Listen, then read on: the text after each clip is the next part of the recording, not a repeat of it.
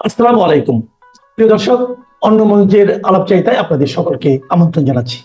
গত কয়েকদিন ধরে বাংলাদেশের সংবাদ মাধ্যমে বেশ লেখালেখি ও বলাবলি চলছে যে শেখ হাসিনা পুত্র সজীব ওয়াজেদ জয় আওয়ামী লীগের নেতৃত্ব নিচ্ছেন তার মায়ের কাছ থেকে। খবরটি মিথ্যে নাও হতে পারে, কারণ শেখ হাসিনার বয়স হয়েছে ৭৮-৭৯ বছর বয়স হয়ে গেল তার, এবং বয়সের দিক দিয়ে দেখলে তিনি তার মুখ্য প্রতিদ্বন্দ্বী বেগম খালেদা জিয়ার চেয়ে সামান্য হলেও বয়সে বড়। তবে বেগম জিয়ার মতো অসুস্থ নন শেখ হাসিনা। চোখের ও কানের কিছু পুরনো সমস্যা আছে বটে, তবে সেটা আদৌ মারাত্মক গোছের কিছু নয়, এবং ভারত সরকার তার শরীর ও স্বাস্থ্য নিয়ে যথেষ্ট সজাগ। তবু একদিন না একদিন তো বিদায় নিতে হয়, সুতরাং নেতৃত্ব পরিবর্তনের দাবি উঠতেই পারে। এই দাবি উঠতে পারে দলের ভেতর থেকে, আবার পরিবর্তন হবে যার জায়গায়, অর্থাৎ শেখ হাসিনা নিজে, তিনিও চাইতে পারেন এটা, কারণ জয় তার পুত্র। এক্ষেত্রে পুরনো রেকর্ড ঘেঁটে দেখছি সজীব ওয়াজেদ জয়কে দায়িত্বে আনার কথা চলছে বেশ কয়েক বছর আগে থেকেই, এবং এটাও লক্ষণীয় সেই দাবিতে সমর্থন ছিল স্বয়ং শেখ হাসিনার। এর কারণ সহজবোধ্য। আওয়ামী লীগ একটি পরিবার কেন্দ্রিক দল। বঙ্গবন্ধু শেখ মুজিবুর রহমানকে কেন্দ্র করে গড়ে উঠেছে এই দলটি।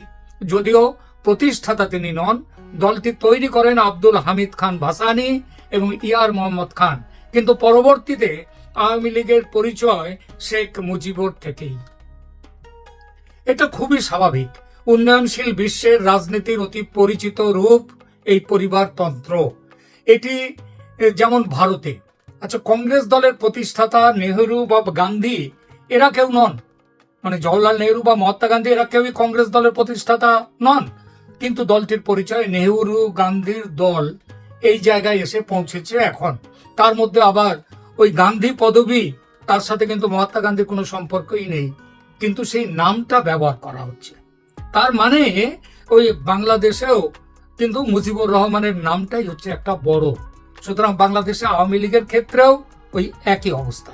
প্রশ্নটা দাঁড়াচ্ছে, এই যে সজীব ওয়াজেদ জয়কে নেতৃত্বে নিয়ে আসার কথা চলছে, এটা দলকে কতটা ফায়দা দেবে, মানে সুবিধা দেবে বা দিতে পারে। আগেই বলেছি, এর আগেও হাসিনার সম্মতিতে এই প্রস্তাব উঠেছে একাধিকবার। এই মুহূর্তে একটি খবর দেখছি, ঢাকা ট্রিবিউন পত্রিকা 2016 সালের 23 অক্টোবর একটি সংবাদ প্রতিবেদন দিয়েছিল, যার শিরোনাম all councillors speak of Joy want him as future leader. অর্থাৎ আওয়ামী লীগের নেতৃত্ব কাউন্সিলের যারা সদস্য, তারা সবাই বলছেন জয়ের কথা, চাইছেন জয় যাতে ভবিষ্যতে দায়িত্বে আসতে পারেন। মানে এইটাই তাহলে দাঁড়ালো যে জয়ের জন্য কথা।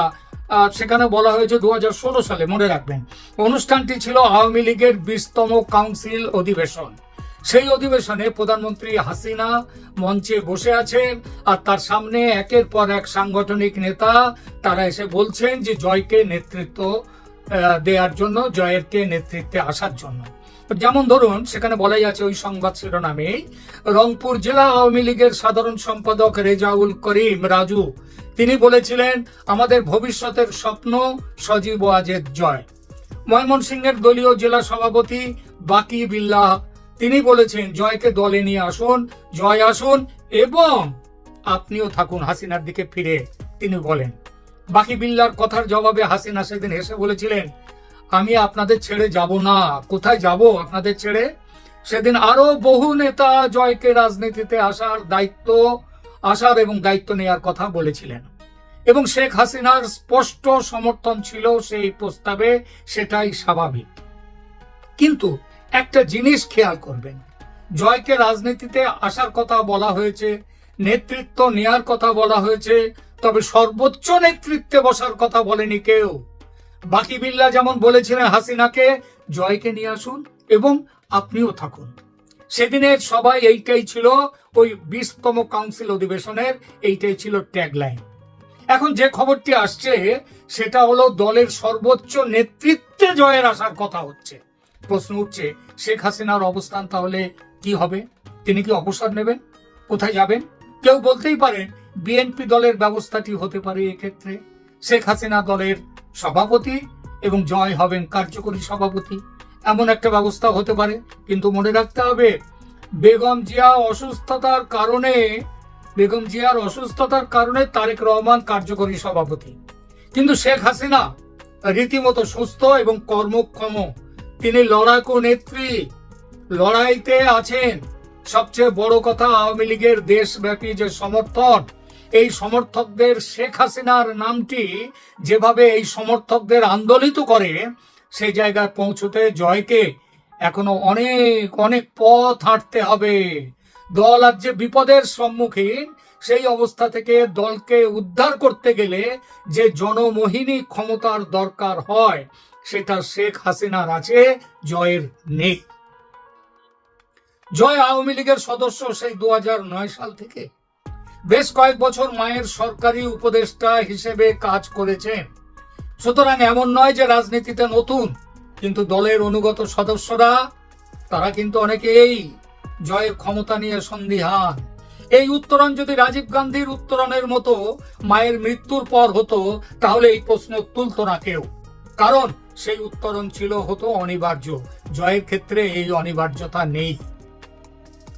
তাহলে তাছাড়া আর একটা বিষয় অনেকেই জানেন না, আওয়ামী লীগ ও শেখ হাসিনার যে আজকের যে বিপর্যয়, এই বিপর্যয়ের মূলে আছে একটি ভুল ও আত্মঘাতী সিদ্ধান্ত। সেটি হলো সেনাপ্রধান পদে ওয়াকারুজ্জামানের যে নিয়োগ, সেই বিষয়টি। ওয়াকারকে এই পদে নিয়োগ করতে চাননি শেখ হাসিনা, তার পছন্দ ছিল অন্য, তার নিরাপত্তা উপদেষ্টা। তো সেই যে ওয়াকারকে এই পদে নিয়োগ করতে তিনি চাননি, তবু নিয়োগ করেছিলেন এই জয়ের পীড়াপিড়িতে। ওয়াকার ছুটি নিয়ে আমেরিকায় গিয়ে একেবারে হত্যে দিয়ে পড়েছিলেন জয়ের নিউ জার্সির বাড়িতে। তারপরে ওয়াকারকে সেনাপ্রধানের পদে বসান শেখ হাসিনা, কয়েকজনকে টপকে, নিজে যাদেরকে পছন্দ করতেন সেই পছন্দের যাদের করতেন তাদেরকে বাদ দিয়ে। তাহলে পুত্রকে দায়িত্ব দিয়ে শেখ হাসিনা অবসরে যাচ্ছেন, এই খবরটি বাজারে ছড়িয়ে দিচ্ছে কে, কোন উদ্দেশ্যে ছড়াচ্ছে? যে বা যারা ছড়িয়ে দিচ্ছে তারা যে আওয়ামী লীগের শুভচিন্তক নন, এমন সন্দেহ করার কিন্তু যথেষ্ট কারণ আছে। দর্শক, আপনাদের হয়তো মনে আছে মাস 3-4 আগে একটা কথা খুব চাউর হয়েছিল। সেটা হলো নেতৃত্বে পরিবর্তন ঘটিয়ে অসৎ নেতাকর্মীদের বাদ দিয়ে যারা সৎ তাদেরকে নিয়ে একটি পরিষ্কৃত ও পরিশ্রুত আওয়ামী লীগ তৈরি হোক। সেই আওয়ামী লীগের বিরোধিতা করা হবে না বর্তমান সরকারের পক্ষ থেকে। আপনাদের হয়তো এটাও মনে আছে, বিষয়টি নিয়ে ঢাকা সেনানিবাসে সার্জিস আলম ও হাসনাত আব্দুল্লাহকে ডেকে মিটিং করেছিলেন মধ্যরাত্রে প্রায় সেনাপ্রধান ওয়াকারুজ্জামান। এই দায়িত্ব কে তাকে দিয়েছিল? কেউ দেয়নি তাকে। তিনি নিজে বাঁচার জন্য শেখ হাসিনা যাতে না থাকতে পারেন তার চেষ্টা করেছিলেন। পরিশ্রুত আওয়ামী লীগ তৈরির সেই ঢেউ এখন আর নেই, তাই এখন নতুন করে ঢেউ তোলা হচ্ছে। জয় দায়িত্ব নেবেন এবং শেখ হাসিনার সন্ন্যাস নেবেন, এমন একটি অপপ্রচার তুলে ধরে। উদ্দেশ্য একটাই, যে হাসিনা যেন রাজনীতিতে না থাকেন। তিনি থাকলে আজ যারা ক্ষমতায় থাকার সুযোগ নিয়ে দাপিয়ে বেড়াচ্ছে দেশ জুড়ে, তাদের সমূহ বিপদ। নির্বাচন আজ না হয় কাল হবেই, এবং সেই নির্বাচনে আওয়ামী লীগ থাকবেই।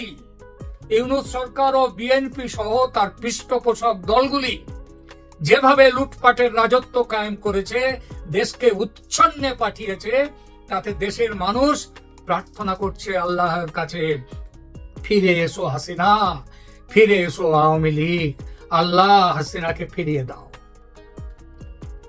সেটা যাতে না হতে পারে, যাতে শিয়াল শকুনের দল দেশটাকে ছিঁড়ে খেতে পারে, তার জন্যই হাসিনাকে আটকাতে হবে, লীগকে আটকাতে হবে। আর সেজন্যই নেতৃত্ব পরিবর্তনের এই গুজব ছড়ানো হচ্ছে বাজারে। অনেকেই ভুলে যাচ্ছেন, আবার এই গুজবে ভুলে যাচ্ছেন অনেকেই কিন্তু বাংলাদেশের মানুষ সাবধান হন, এই অপপ্রচারে কান দেবেন না, বিশ্বাস করবেন না।